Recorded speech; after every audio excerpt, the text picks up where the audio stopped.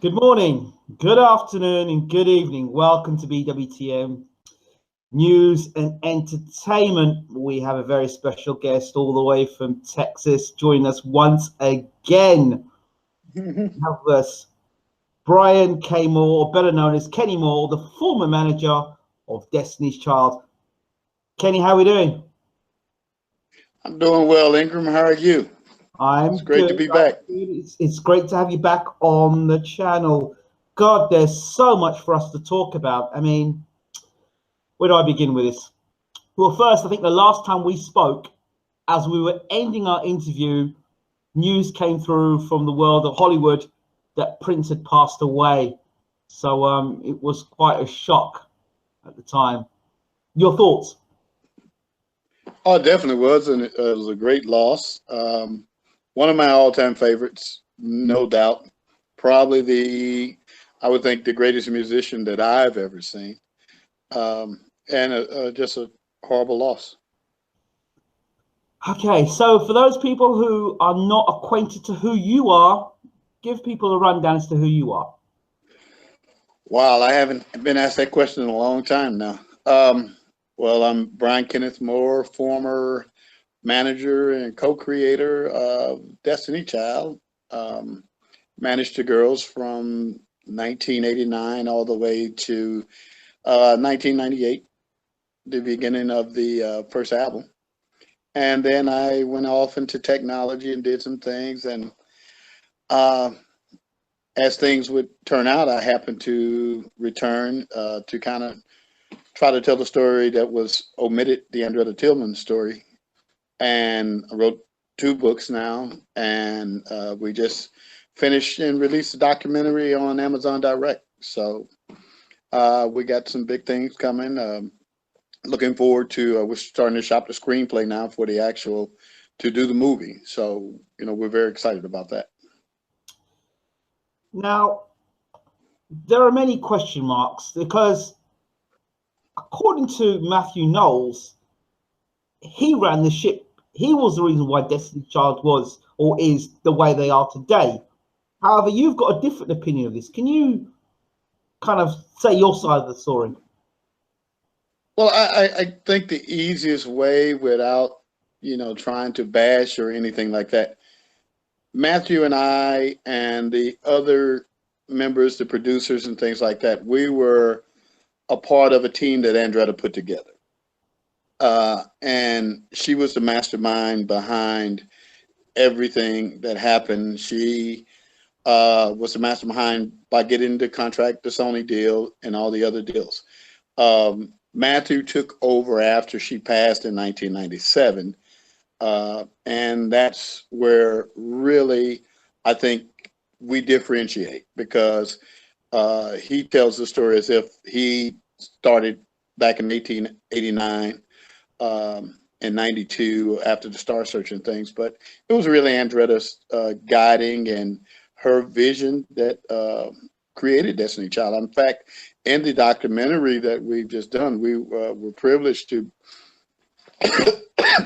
excuse me, privileged to get some footage from the Andretta Tillman estate, where it shows even back in the early 90s, Beyonce, what you see her doing on stage now, she's doing then. And the girls were doing a lot of dancing, a lot of movement, videos behind the actual performance, the very thing you see today on Beyonce shows. And it shows all the way back in 1992 that Andretta was guiding that, and she gave that foundation and showed them, the route. So we were just fortunate to be along for the journey. We learned a lot from her. And the way the story should have gone is that after she passed, Matthew picked up the mantle and ran with it and did a great job. So why is Andretta Tillman seems to be omitted from the actual history of Destiny's Child? Well, I think when it started originally, the girls never forgot, because their first award they ever won, they dedicated that award to Andretta. The first 2 albums, One Song of Peace was dedicated to her. But I think after stardom came and started to grow a lot, that, you know, vanity kicks in. I mean, and that's a very delicate place. You know, a person don't think you're changing, but you actually are. And once vanity kicks in, then, you know, the story changes, and then you start to believe what you have said, and then 20 years later, you know, you're telling a completely different story. So we wanted to just correct the early years, correct how it really happened, who's really the mastermind behind it, and give her credit, long deserved credit that she has not received yet. Let's talk about the contracts and how great Andretta Tillman actually was, and why she was the founder or the establishing point for the girls' success, which then Matthew Knowles ran with after Andretta put all the work in. Well, the contracts, I mean, the documentary shows, and one thing we didn't want to do is have an opinion from just say me. So what we did was we gathered all the other artists that she had helped out of the Houston area. We gathered her family and different people that had firsthand experience, as well as the old original members of Girls Time, you know, Nick and Nina Taylor. And we just wanted to give a complete story of what happened, how it transpired. Nikki and Nina speaks for the first time of them leaving the group, going from it being a 6-girl group down to 4. We discussed Tamar Davis, who was on The Voice last year, you know, the impact it had on the girls, and LaToya Luckett coming into the group. So it's a lot of things that were discussed in the documentary. And as far as the contract, you know, it's just, you'll learn that Andretta was just a mastermind. I mean, a lot of the contracts, even a Sony contract, you know, in the end, had Matthew had to go look for the contracts. He didn't negotiate anything. He didn't have the contracts, and we actually have people there that he got the contract from talking about the transaction. So I mean, the documentary, we just let it go and let it flow and let the truth come out. So I mean, you know, as I say, you know, if you want to tell the story and take credit from, you know, the day she died in 1997, and you picked up the mantle then. But any credit before then, everybody was participants. She was the mastermind behind it. So what you're basically telling me and telling the world is that without an Andretta Tillman, there would be no Destiny's Child. What I'm telling you is, without an Andretta Tillman, there would not be a Beyonce nor Destiny Child. There may have been a Beyonce Knowles as a solo artist, struggling coming up through Houston. But without Andretta's money, without Andretta know-how, without Andretta connections, we wouldn't have got anywhere. You know, I mean, the fact the girls, there was a larger group that was created before Andretta even came in. And because the managers, Deb and Denise, that they didn't have the wherewithal to take them any further, Andretta then formed it down to a 6-girl group, to where she had an idea how to make it happen. And she made it happen. I mean, from Star Search to everything. I mean, we recorded, a lot of people didn't know, we recorded an entire album even before the first album, the No No No album, and Andretta's dime. Wow. So again, I keep going back to what Matthew said and trying to bring it back to the documentary. Matthew said, he was quoted in saying that Beyonce was in the fold, but then he felt he had to get into the fold and get involved, and he went and researched, and then that's how he got into the music industry, and he went to college or he went to university and he studied, and that's how he got into the music industry. Your take on things from what you saw? Well, the only college I went to, I'm going to put it this way. When I came in, Andretta said, if I'm going to manage with them, I needed to learn the industry. So she gave me a book, Music Industry 101, and said, go learn it. And from what I know, she did the same thing when Matthew kind of forced his way in, using Beyonce as leverage or taking her out the group as leverage. She passed that on to him. And, you know, it was nothing for him to come by every day to try to see paperwork and see who she's talking to and things of that nature. I mean, it got so bad that she actually had to get an assistant that lived outside her house to keep paperwork and everything. So that's why Matthew never had any paperwork until she passed. Wow. So, I mean, I mean, see, here, it's easy when you know, you've got the propaganda machine behind you, you know, you told the story and everybody believes it. But, you know, the fact, if you're the manager and you controlling all this thing, I had to master recordings or had access to them. He had to come and the no master recordings, he had to get them from me. Then the actual contract that the girls had with Sony was given to him by, you know, another player that that talks about it in the documentary. So, I mean, it's a lot of things that are just the facts. I mean, it's nothing good. You know, I was asked last night in another interview how I felt about Beyonce. I was like, that's my baby. I love Beyonce. I love all my girls. You know, I mean, what happened with grown people had nothing to do with our love or lack of love for each other and what we accomplished.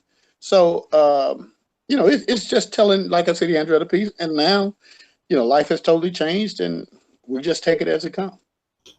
How does Andretta Tillman's family feel that she has almost been snubbed and wiped out of Destiny Child's sort of like history, even though we know that the history is that the celebration of Andretta Tillman should be so much more, but Matthew Knowles is getting that celebration.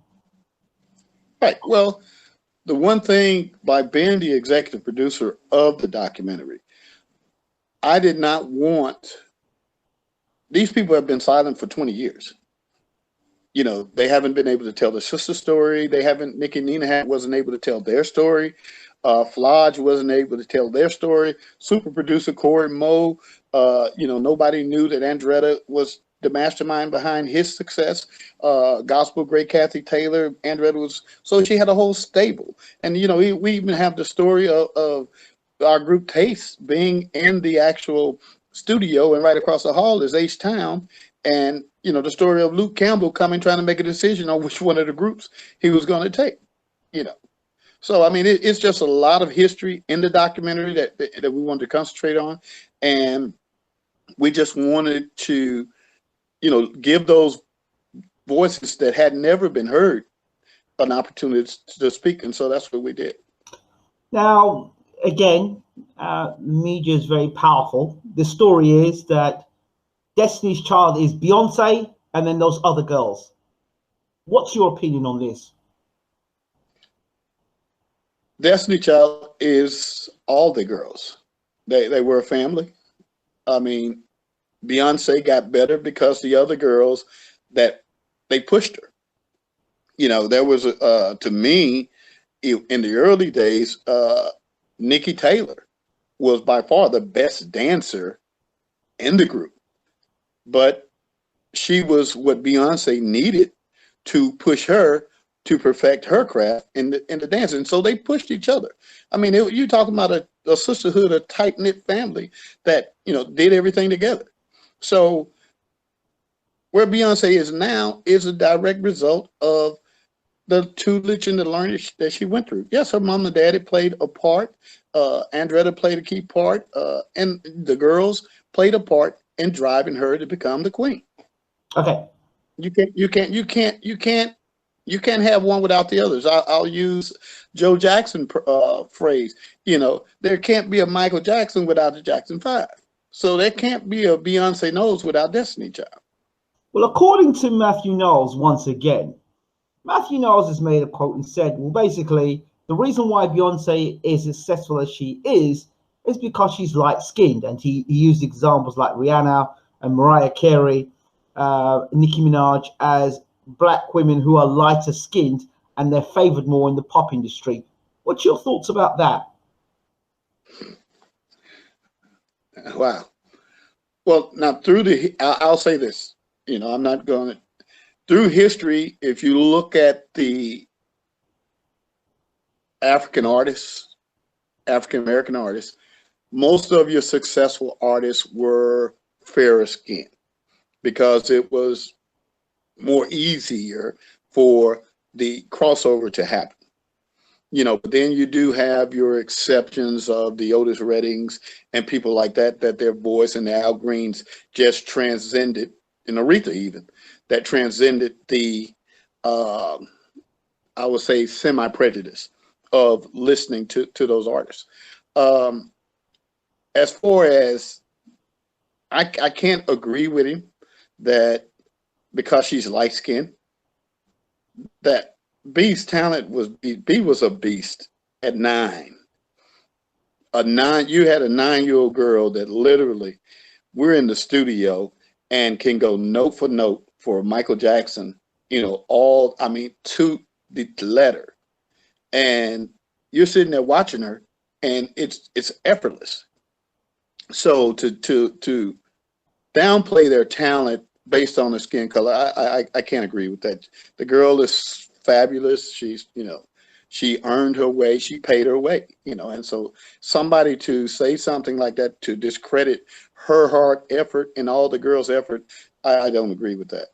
But then people would say, okay, Kenny, fair enough, but Michelle Williams and Kelly Rowland are not celebrated in the same way that Beyonce is. Is that down to colorism? I think that's down to who had the better songs.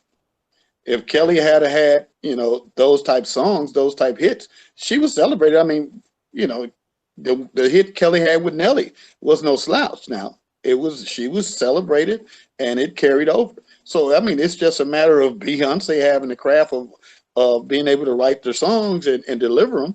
And, you know, Kelly and Michelle, Kelly never had that pressure. B had the pressure from the beginning. Kelly had the pressure to just make sure her harmony was tight and she didn't cross them 2 feet that she had and mess up the dance routines. That was Kelly hang up. And then you grab the mic every now and then once Tamar left. Now, Kelly, you get up front some. That was it. B always had the hammer. You know, so now then to go and say, okay, I expect you, you know, now to step out front into that main platform and be compatible to Beyonce when Beyonce, you know, had done this her whole life, just like Michael and Jermaine. Jermaine had great hits. All the Jacksons had, you know, some decent songs, but Michael had been doing it a lot longer. And so you can't compare the two. Another thing, I know you said to me before that Beyonce wasn't the original lead singer of Destiny's Child. But B was not. B was not the. I mean, she sung lead, but Tamar Davis was the original lead singer. She was the hammer. What happened was when we went to California to the plant, and we were in the studio, there was one particular song that she was struggling with. And Beyonce was sitting beside me and she was just like fidgeting. And I was like, look, girl, will you quit moving so much, you know? And Ann had a strict rule, her and Lonnie, the producer, that nobody said anything through a session. But Beyonce would not quit moving. So I'm sitting there like, B, what is wrong with you? What's wrong with you? And so I finally realized, I said, B, can you do it? She's like, yes, sir. And that little squeaky little voice of hers. And I was like, now, B, you know, if I stop this session, they straight finna cuss me out. I said, now, you cannot mess this up. She said, I won't, Uncle. I said, all right. And I leaned over Ann and the cursing started. And, you know, I took the abuse. And then I was like, hey, let B do it. Let B do it. And lo and behold, she went in. First take. Bam. And I mind you, we had already recorded like 6 songs with Tamar on the lead. All of a sudden, Lonnie, the producer, he started dumping the tracks. Beyonce, go get the lead on this. And so when we went out there as Tamar as the lead singer and Beyonce is the second lead singer accompanying her, we came back with Beyonce, the lead singer, and Tamar doing background. So we had to explain that to the parents that, you know, we left one way, but B took the opportunity and ran. And I mean, you're paying that type of money, you come back with the best you can. And she was the best, and she never relinquished. Okay, let's go through the departures of Destiny's Child. Well, before it got to where it is today, or where the 4 girls were at the end. talk to us about the other departures, the people that were together and then got kind of one way or the other, left the group or got dismissed or whatever, and clear up the rumors and hear from your perspective what happened. Okay, so starting with girls' time. Yes. So with Tamar, when we came back, what I was just explaining, her mother did not take too kindly to her daughter not being the lead singer. Through conversations and different things that she was still going to get out front. She still didn't want that. So they took it upon themselves to take her out the group. Now, Andretta, being Andretta, was still committed to the girls. So she did a side deal and managed Tamar by herself.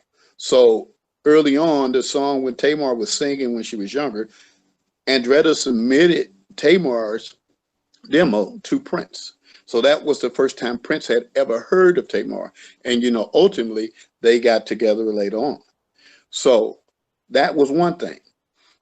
Now, the other thing that was never known behind the scene was when Matthew came to become part of management, he knew of the side deal that Andretta had with Tamar. So his pressure was not only that you're going to let me help you manage the girls, you're going to also give me some of the percentages of management you have on Tamar, even after she left the group. So Anne is in a bind. You know, she spent a lot of money. She's got lupus and everything, and we're getting closer. So she agreed. So that was a side contract that Matthew had forced his way in on to actually manage Tamar unknowingly to Tamar. So then next came LaToya came into the group. So when LaToya came in, her mother Pam came in already once she made the group, wanting LaToya to be able to do more things, not just be a singer in Girls' Time or Destiny Child. She wanted her to act, you know, and Ann and I respected that. But Ann had, the bottom line is, you're either part of it or you're not. So they kind of put the block in. But Pam was always, and I'm going to segue to where it's going, Pam was always going the legal route, trying to see how she could get LaToya to do some acting, because that's what Toya wanted to do as well as sing, which she's doing now, which I'm very proud of that. So once Toya came in, then we got the Elektra deal. Well, Daryl Simmons decided that they only wanted 4 girls. So now Nikki Nina Taylor, who in the documentary talking about this, and I won't elaborate too much, they leave. They're kicked out the group. But Ann, being Ann, didn't want the girls broke up. So she was going to have them, once the girls signed their 4-part deal, the girls would come back and be background singers, dancers. So they would all be back together anyway. So it was ultimately going to be 6 again. Then it's down to 4. We lose the Elektra deal. We do the grassroots deal with Dwayne Wiggins, and it's negotiate the Sony deal. So now we get the Sony deal. Mind you, now when Andretta, here's what I pretty sure happened. When Andretta passed, I leave. Well, you still have Pam here that still wanted to try to find some freedom for LaToya. LaToya and Latavia are close now because they're starting to believe that maybe Matthew is not being unfair. And from there, that same little playing that was okay when Andretta was there, Matthew wouldn't tolerate it. Thus, he kicked him out the group. But because the same little thing that they could get away with when Ann was there, because she would calm it down. Okay, Pam, you can't do this. LaToya won't be able to do that, and that's fine. Have your little argument, whatever.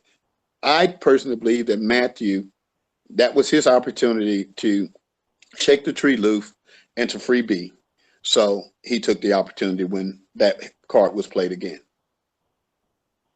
Now, Matthew has also been quite open and honest about him being a colorist. He says that he only married his wife because he thought she was white. and where he was, where he grew up, he felt that he was influenced by just dating white women or women that have lighter skin. Do you feel that when you're around Matthew Knowles, and I don't know how much you know about his personal life, but do you feel that he was a colorist or was looking at those girls who were of darker skin in any more discriminatory way than B, who was lighter skinned? Well, I said I'm going to be honest. Well, from some of the episodes that I do know of, he did like the fair-skinned women. So I'll leave it at that, you know. And you know, from the incidents that I was privy to, he did like a fair-skinned woman. I'll say that. Is that being politically correct? No, I'm not being. He liked a light-skinned woman. I ain't trying to be politically correct. I'm just telling you the facts. I was just trying to say it proper, but he liked the, you know, I can go back to my Mississippi roots. You know, yeah, he liked the light-skinned gal. Yes. You know, so from what I remember. So okay, so now he comes out and talks about colorism. He basically said, like I said, about the Beyonce thing. He thinks that darker skinned women get, dark skinned black women get a raw deal in the pop music industry. And then he comes out and then produces a new girl band called Blush. Have you seen Blush? Yeah, I've seen. And have you noticed that they all are lighter skinned? Well, I don't think their light skin is their issue, me personally. What is it then? Are you going to say talent? Oh, definitely. Oh, listen, lightning strikes very rarely. You know, you can't have a formula that works and have the mad scientists to die off and then expect to be able to go recreate that. So that's why I don't run around trying to manage acts and find the next Beyonce and things of that nature. You know, it was a formula. You know, and I often say, and I proudly say, I mean, other than artists that were already established, who has he produced other than who Andretta had?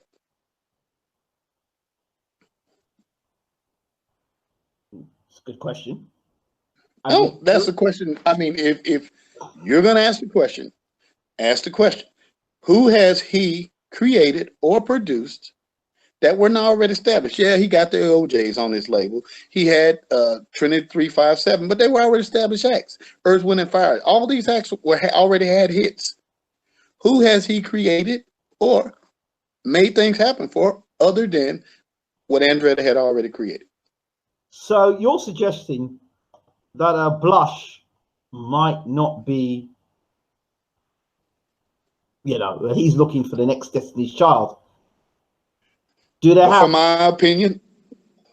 my opinion, and working with the girls that I work with Destiny Child and Girls Time, there's nowhere near the talent. I mean, it's almost an insult to even mention them in the same name. That's just my opinion. Okay, so I also find it quite ironic because the document is quite recently been released, and Matthew Knowles has popped up once again, and he's talking and talking. He's got a new book out about colorism.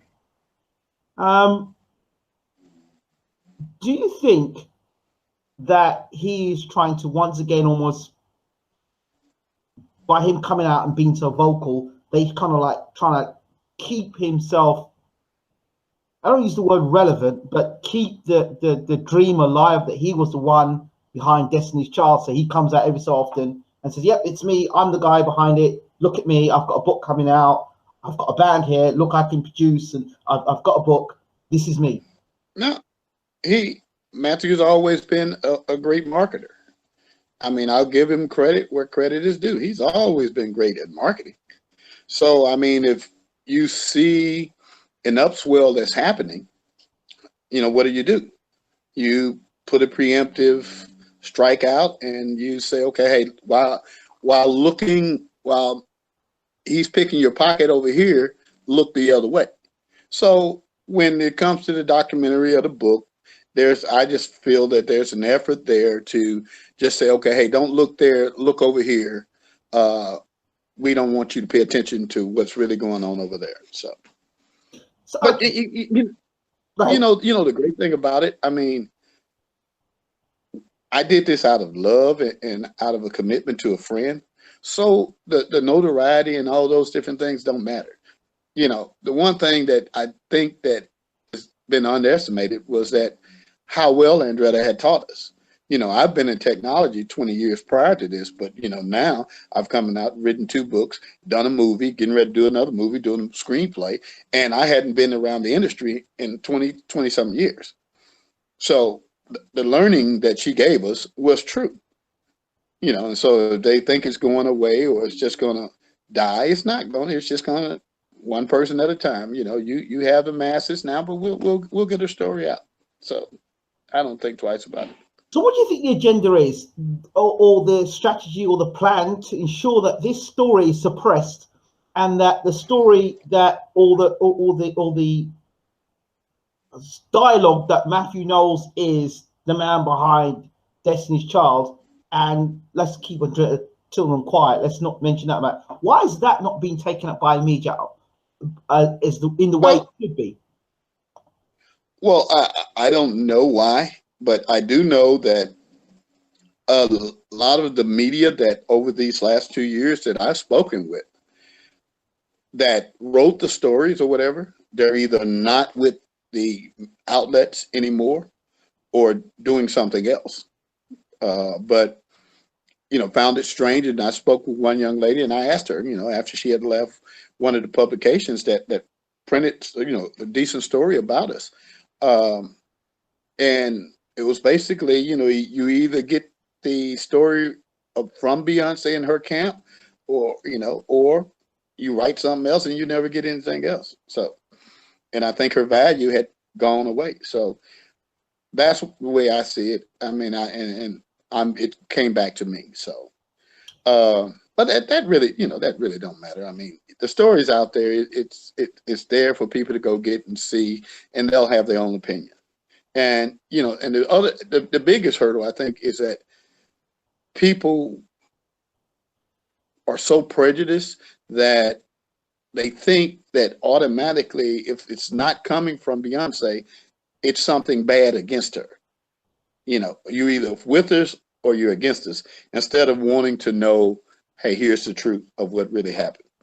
So that's kind of where we sit. But, like I said, I'm a very spiritual guy, and, and in God's time, everything will come into fruition. Do you remember the time when we did the interview and you released the book, it came back that Beyonce was disappointed with reports from the book? How do you respond to that now in 2018? Well, I think if B was I know that probably wasn't true, but David Brewer, the vocal coach, he just released a rather scathing book. And my book, when I wrote it, like I said, it's not about vendetta. It's not about getting back at anybody. It was just, hey guys, here's the lady, and her sacrifices is why you get to celebrate Queen Bee and Destiny Child. That's what, and this is a story that happened. Like I told an interview I did a couple of nights ago, when the Destiny Child story is done, I mean, I've already written the screenplay and we're starting to submit what we have. But I mean, I'm not opposed to Matthew, Beyonce, David Brewer, and the whole clique coming back together and say, okay, hey, here's the story. This is what we're going to tell it. I mean, it's just one collective story. I'm not opposed to that. My only thing is you just can't omit and make up, history. That's my only point. She did what she did. She helped what she helped. I mean, look, a lot of people overlook the fact that when she died, Beyonce said that she's her guardian angel. That was in her writing, her words that she put on the album. So how can she be omitted? How can you not honestly want to examine who this person is? Do you know the reasons why Beyonce eventually sacked Matthew Knowles? Well, there are, so the way the contracts were written back then, the trademark and all that played into the group. So knowing the contracts that I have possession of, when Latavia and Latoya left the group and Matthew, say, brought Michelle in, there was a fourth part. So the reason Destiny Child don't reunite as Destiny Child is because when they reunite as Destiny Child, that fourth dollar goes to Matthew Knowles. Ooh. See, that's one thing. So that's one reason why they're talking about doing a DC3 or, you know, changing the name, because anytime they're together as four, as a three, Matthew gets a dollar. So if it's $4, Michelle won, Beyonce won. Well, you know, B get a lot more, but yeah. If Michelle won, Beyonce won, Kelly won, that fourth member money goes to Matthew. Wow, a lot of people don't know that. Yeah, and they don't. And then the other thing that the documentary talks about is, so Andretta had a contract, a lifetime contract with Destiny Child that was called the Texas Boys contract, which gave her boys a point apiece of whatever revenue Destiny Child made. Now, this was a contract that was in question that supposedly Andretta had signed away on her deathbed. But there are family members and everybody else, because in the trial, the lawsuit of the boys against them, Tina and them could not produce it. And their answer to the judge was they lost it in a move. But now the family members are saying she never signed that contract. So a reunited Destiny Child will, let me say, possibly have some repercussions to that lawsuit coming back as well. So that's the reason why when they talk, I had Kelly Rowland talk about it, they always tiptoeing around Destiny Child reuniting. That's the real reason behind it then. Well, like I say, B don't want to pay her daddy, I'm sure. Or Jay may not want her to pay her daddy, or whatever, however that works. And then you got the potential of the Tillman estate coming back and disputing that there ever was a contract signed. Okay, right. Now we're going to go and ask a few questions. Some things you read or you see over the internet via YouTube. You're the man who would know best about this. So we're going to call it conspiracy theory, rumors, and the rest. Okay. 1. Kelly Rowland's father is Matthew Knowles. True or false? False. False. Why?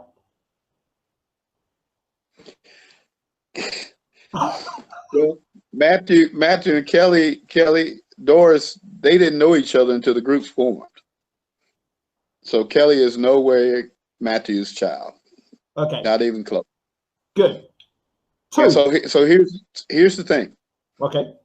When Kelly's mom left and moved to Georgia because of financial reasons, she did not leave Kelly with Matthew Knowles or Tina Knowles. She left Kelly with Andretta Tillman. And it wasn't until later on, and we were starting to have rehearsal at the Knowles house, that they talked Andretta into letting Kelly move over there. So that's how Kelly got there. Ah, now the story's different. They're saying over the Yeah. internet and say that Kelly Rowland was with Tina Knowles, and that's why she's like considered more of a mother to Kelly than Kelly's mother herself. Well, I with Doris being deceased, I don't know.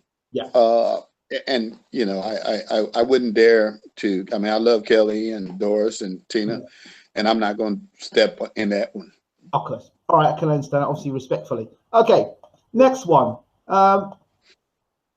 Beyonce's father is not Matthew Knowles, but somebody else. Okay, these are rumors that are on the internet, and you are a man that we don't talk to, so I'm asking you. Listen, you're going to have to ask Tina that one.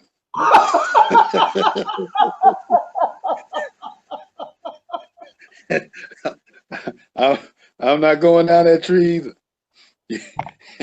I have no idea.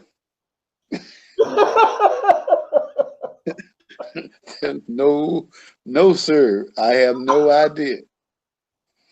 Well, to the best of my knowledge, to the best of my knowledge, he is the father. Okay, let's talk contracts. Let's talk contracts, and let's talk close to home. Again, these are rumors or stories.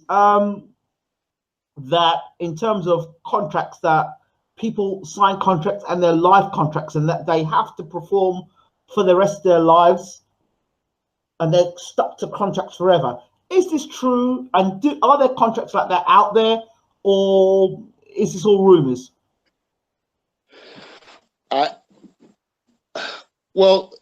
I'm sure there are contracts like that. I've never encountered one. We did not operate in that fashion. I mean, the contracts that we had created was either we performed and got the artist what we promised them, or they were free to go after 6 months, a year, something like that. But, you know, if we performed and did everything, the contracts could, of course, be extended as long as we were performing and meeting the terms of the contract, and the artists were getting what they felt they had coming. In terms of the music industry today, particularly of black artists, the hip hop industry, a lot of people say that it's not in our favor anymore. We're singing things and we're saying things that are quite destructive and not a proper representation of how our community should be. What are your thoughts about that? What are you saying? Talking about the music and yes. Well, I mean, now this is me 100%. Okay. Now, what is happening is it's basically the industry is taking over the genre of music. They're telling you because you have like iHeartRadio and things of this nature, you know, and they're going to play who they're going to play, and they're now telling R&B artists that, like a Chris Stapleton or your guy from London, you know, they are what R&B is. You know, people like I was just reading an article last year about Stephanie Mills, where she was complaining, saying that, you know, they won't even play her new songs on the radio, but they'll play Sam Harris, they'll play Chris Stapleton, who's a country singer, this is R&B. So now the whole thing is they're moving away from, you know, traditional R&B soulful type artists and things of that nature. And, you know, kind of like they did with jazz, when, you know, jazz was more your Herbie Hancock and all that for a minute. Then Noah Jones came in, and then, you know, that kind of trended away and things of that nature. So I think it's truly happening, and you're going to have only your few that, you know, you're going to be able to enjoy, like a Bruno Mars, who's going to Matthew, he's light skinned, but, you know, he's keeping it true to the sound. And that's what the problem is that these artists are not learning how to play music, you know, and if you're a one horse pony, then that's what you're going to be. You know, if you don't know how to create the music and make the music, then, you know, you can't complain that after you have your one hit that they're not playing you on the radio anymore. You got to be able to produce the hits. And, you know, like I was in the interview, I was just like Beyonce. I say, hey, be the truth. Because look, the new song that they're doing with DJ Khaled, and Jay-Z rapped through the whole song. And I'm sitting there and my son said, listen to this. And then B comes on. And I was like, what Jay-Z even get on the track for? He gonna let the girl out rap him like that? You know? So, you know, I'm like, you know, B's the truth. I mean, and artists got to raise their game. You know, they're not going to play you. You're not going to be that breakthrough artist unless, and then you got the gatekeeper factor too. So the industry is not going to ever let there be another No Limit or all of those little small labels like that popped up and made all that money. That's not going to happen again. So they got their gatekeepers, the Jay-Z's, the P. Diddy's and everything. So when the artists come up, urban artists come up, they grab them, swallow them up, load him on a bunch of with a bunch of other artists where they're ripping his money apart. So a new artist can come and probably have a 10 album song, but he'd have, you know, 8 other people on there. So that's cutting his money down.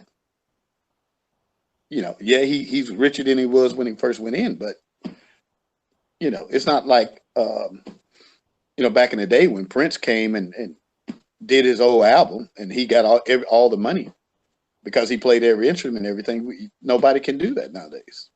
Maybe Bruno. Do you feel it is harder to sell a dark-skinned group than a light-skinned group? And if so, why so? And if you had a dark-skinned group, what would you do?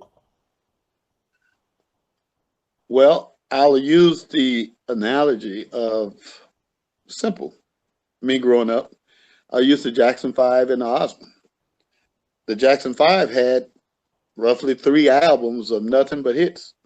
The Osmond had 1 song, One Bad Apple Don't Spoil a Whole Bunch of Girls. And that sold a lot more than the other album that the Jacksons had. So you got, society is society. You can't change that. And you're going to have your predetermined mindsets anyway, where you're either going to listen or you're not. And see, the great thing about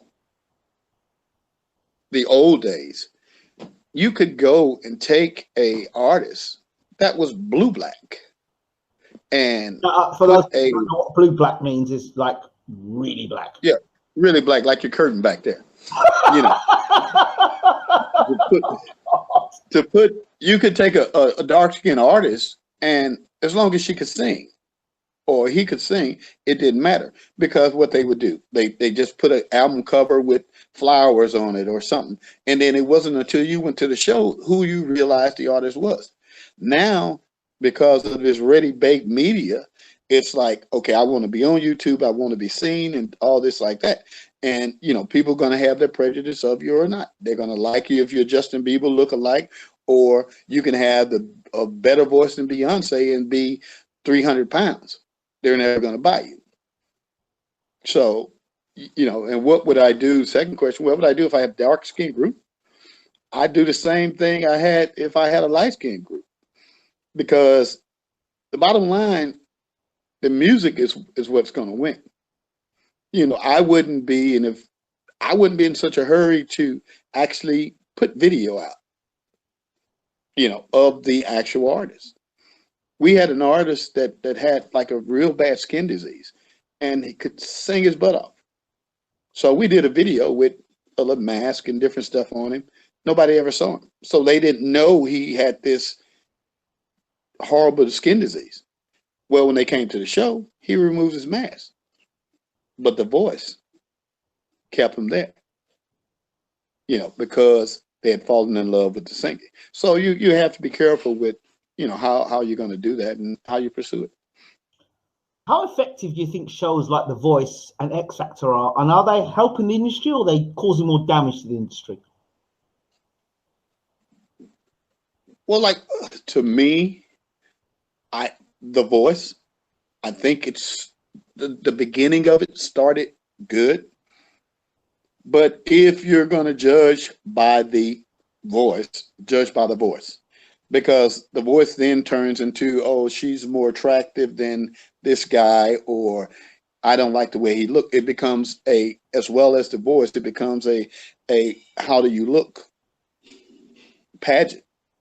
So I think if they would just do the voice, or if a show came, here's somebody an idea, show came where you just do the voice and you never see the artist until it ends. That'd be good. You know, then the artist would, it would truly be, you would fall in love with the artist, and it wouldn't be about how they look. Okay.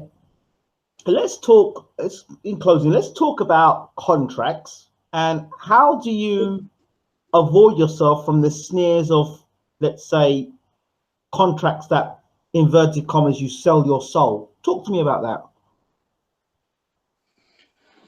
Well, I don't think, well, I don't know. Now, I don't know what they're doing signing with labels nowadays, because things have drastically changed.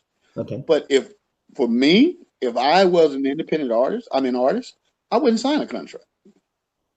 I mean, there are too many avenues to, you're going to have to work a little harder and learn a little bit more and do a little bit more, but there's too many avenues to get you out there. You know, you can sell your stuff on iTunes just like Beyonce does. You know, Spotify and all those things. Now, you won't get as much airplay and things until you start to get popular, but I wouldn't sign a contract.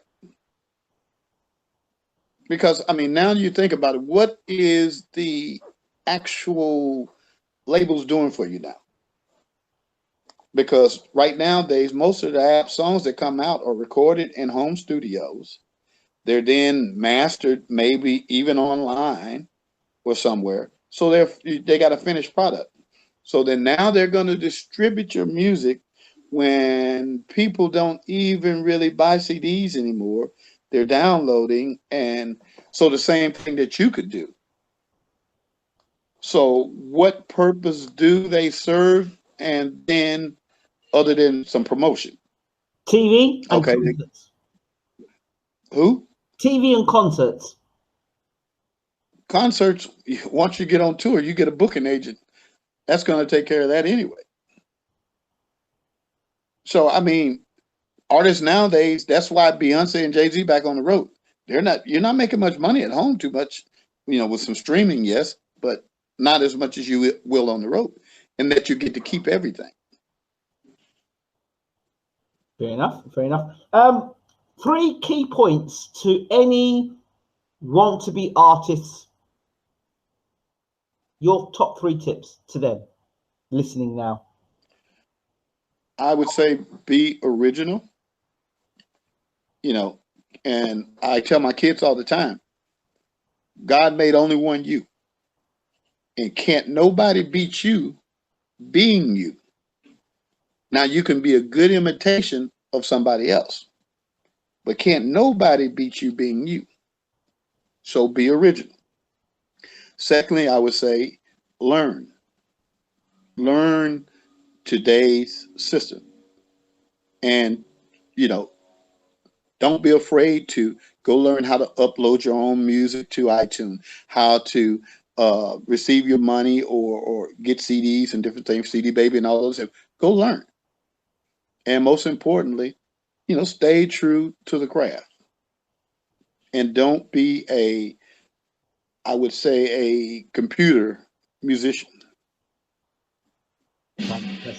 So that would be it. In closing, let's talk about the book and the documentary. Okay, so the book, The Making of a Child of Destiny, the Andretta Tillman story, we have it on paperback and it's on hardback.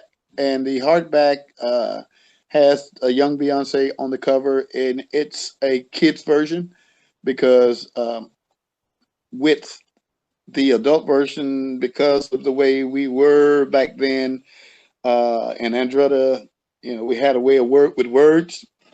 We had to kind of take some of the explicitity out of the actual young adult version. So we did that. Then the documentary, like I say, we just released it a couple weeks ago. getting great reviews on it. You know, I think a lot of people are, you know, were shocked that, you know, they were expecting it to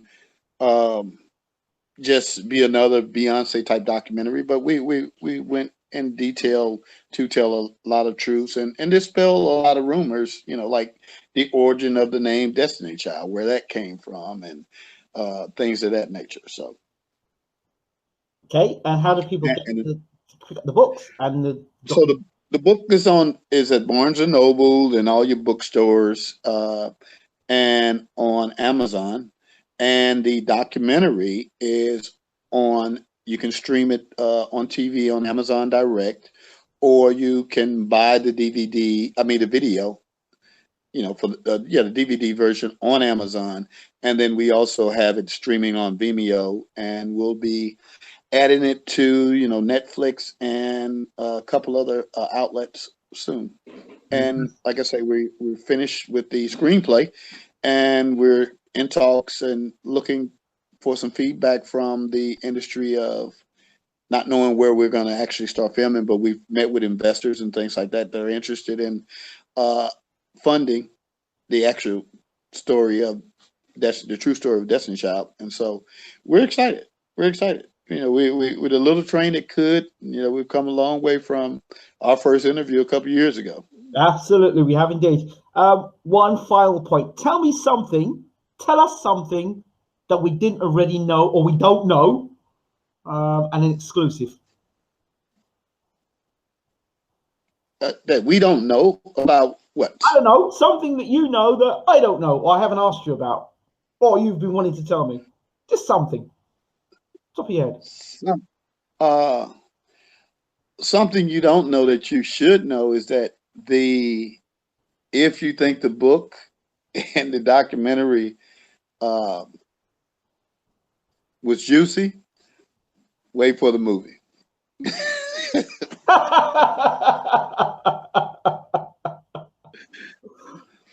Yeah, Kenny Moore. That one, no holds bars. Thank you so much. Thank you once again, Kenny, for a fantastic interview. And you shouldn't wait till once a year to do interviews. You've got to be on more regular. Will do. And I love what you guys are doing with the show, and much kudos to you guys. Thank you so much. Once again, everybody. Thank you. Kenny Moore, thank you so much. Thank you.